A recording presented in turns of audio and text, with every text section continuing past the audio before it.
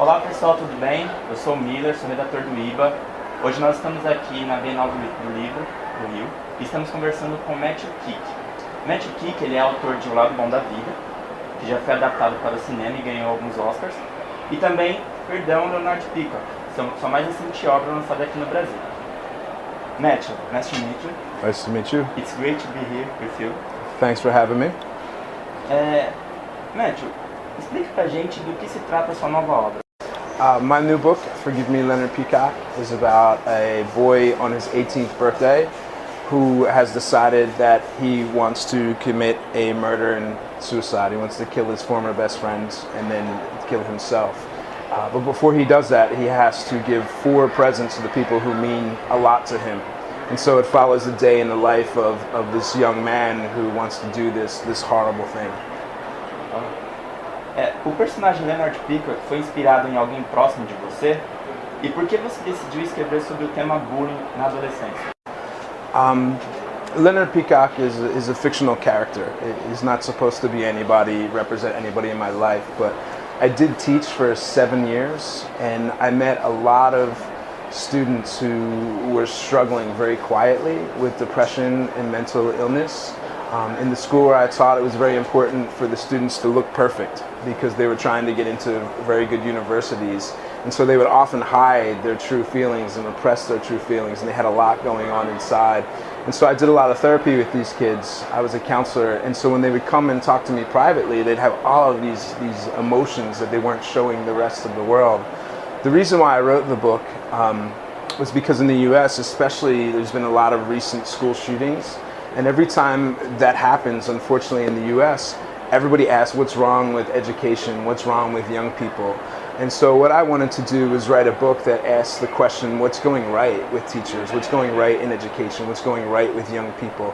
And so even though Leonard is this really disturbed and angry kid, there's a lot of good things going on within Leonard. And there are people in his community that are taking care of him that, and hopefully will prevent this tragedy from happening. Você acredita que o seu livro possa servir de alerta para a sociedade em geral? I hope so. What I really wanted to do with the book was to get dialogue going, to have a conversation. These topics often in the U.S. make the headlines, but then nobody really talks about it afterwards. When we have tragedy in the school, everybody says, oh no, like these horrible things are happening in the school, but then they don't really talk about the reasons why they're happening. So I hope that people will discuss that, and I hope that young people, especially teenagers that are going through difficult times in their lives, will read this and realize that they're not alone.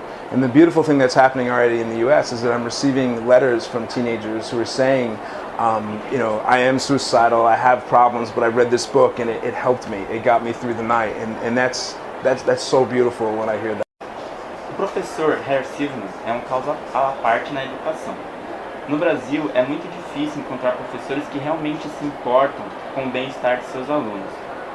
Herr Silverman é uma crítica à metodologia de ensino nos dias de hoje, nos Estados Unidos ou no mundo em geral? I don't know that I would say I meant to critique all other teachers. I think what I was trying to do with Herr Silverman is show that there are other ways to educate, and a lot of times teaching is more than just passing on information. In the US, we concentrate on testing like SATs, and those tests measure things that aren't always the best picture of what our students are. So for example, Leonard has a lot of emotional intelligence. He's very intuitive. That would never show up on an SAT. Like there's no way to score that on the SAT. But someone like Herr Silverman, who would recognize that, in his class measures things like that. He wants to promote empathy. He wants to promote compassion, understanding, tolerance. Those things I think we need to do more of. When we have people coming and shooting up schools, I think we have a problem and we need to trace that problem. And I think with empathy, tolerance, understanding, and putting an emphasis on different things in schools, you're going to build a community that's probably going to be less violent, in my opinion. Asher Bell, o melhor amigo de Leonard, é o agressor. O final do livro mostra como ele se tornou tão violento, e hoje, quando falamos de bullying, Nós citamos apenas os danos causados na pessoa que foi agredida, e esquecemos que existem muitos fatores que fazem um jovem ser tão agressivo. Você também acredita nisso ou apenas dramatizou o contexto da vida de Archibald para dar mais peso à sua obra? I think that's one of the central questions of the book is who is to blame for this? You know, it's easy to say you have a character like Leonard. Is it his parents? Is it his friends? Is it the school? And with Asher Beale, what I really wanted to ask was: is he a victim, or is he to blame for what's going on? So a lot of people want to cast Asher as this villain type character, especially in the beginning. But then when you get to really understand what's going on with him and his backstory, to me, I feel a lot of sympathy for Asher. You know, his innocence was taken away from him at a very young age, and he's suffering. You know, he's this character that's dealing with all of these things that he wasn't ready to deal with yet. And so by the end of the book, for me, and other readers have said this too, you really start to view Asher as a victim. You know, not only a villain, but, you know, as somebody that we understand why he's doing these things, even though we don't condone his behavior. And I think that that's really important for promoting empathy. It's not to say that anybody is just this horrible person, but there are reasons why people do the things that they're doing. Por que todos devem ler Perdão, Leonard Peacock? Why should people read Leonard Peacock? You know, I hope people will read it because it's a good story and they'll enjoy it, but I also hope that people will read it because I think we live in a time when we need to promote empathy, you know, we need to promote understanding, and particularly in the US, people aren't having these conversations, especially about mental health. We aren't getting people the information that they need, and so I'm hearing from teenagers in the US that are telling me that this is the only thing that they can relate to. You know, they go to stories because the adults in their community will refuse to talk about the various problems that they have, whether it be, you know, they're suicidal or they're cutting. You know, there's this trend where people cut themselves, or they're feeling alone, or they're being bullied.